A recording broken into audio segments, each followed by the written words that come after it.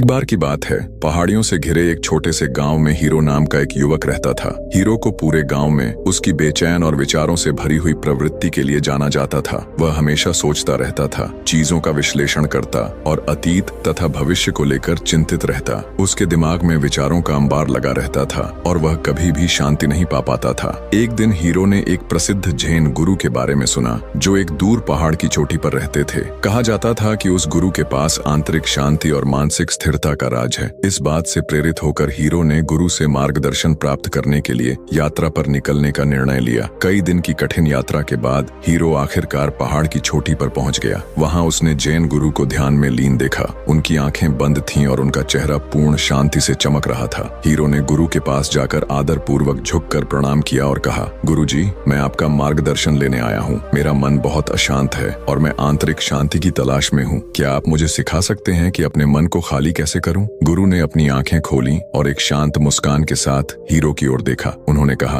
अपने मन को खाली करना चाहते हो? ठीक है, मैं तुम्हें सिखाऊंगा। गुरु हीरो को एक छोटे से आंगन में ले गए, जहाँ एक सुंदर बगीचा था। आंगन के बीच में एक बड़ा पत्थर का जलकुंड था, जो पानी से लबालब भरा हुआ था। गुरु ने जलकुंड के पास रखे एक डोंगे लड्डू को उठाया और उससे पानी भरकर पास रखी एक छोटी खाली कटोरी में डाला। फिर गुरु ने हीरो से कहा, तुम्हारा काम है इस जलकुंड का सारा पानी इस छोटी कटोरी में भरना, लेकिन एक भी बूंद गिरनी नहीं चाहिए। हीरो ने उस कार्य को देखा और उलझन में पड़ गया। वह सोचने लगा कि इतने बड़े जलकुंड का पानी इतनी छोटी कटोरी में कैसे समा सकता है। फिर भी उसने चुनौती स्वीकार की और पानी भरने लगा। घंटों तक हीरो डोंगे से पानी भरता और कटोरी में डालता रहा, लेकिन चाहे जितनी कोशिश करे, जलकुंड हमेशा भरा का भरा ही रहा। इससे हीरो निराश हो गया और उसका मन और भी अशांत हो गया। गुरु ने हीरो के संघर्ष को शांतिपूर्ण दृष्टि से देखा। फिर वह उसके पास आए और उसके कंधे पर हाथ रखकर कोमल स्वर में बोले, प्यारे शिष्य, तुम इतनी मेहनत कर रहे हो जलकुंड को खाली करने के लिए, लेकिन तुमने सबसे जरूरी कदम को ही भुला दिया। जलकुंड को खाली करने से पहले तुम्हें अपने मन को खाली करना होगा। हीरो ने गुरु की ओर देखा